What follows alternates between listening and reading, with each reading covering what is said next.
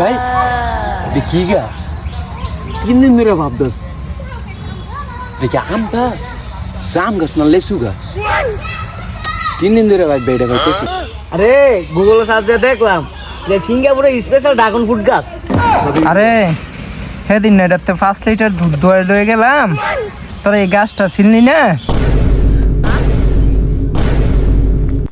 গাছেতে দুধ আরো জোরে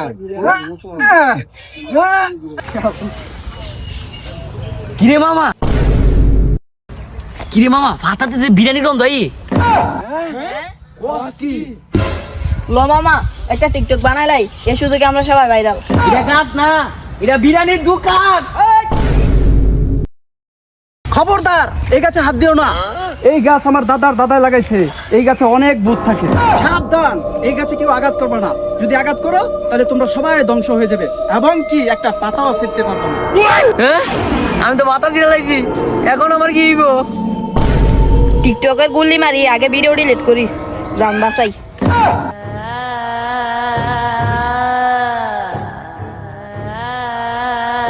বাইস্তা দৌড় দিল কেন? আমার ঘুমটা ডিস্টার্ব করে।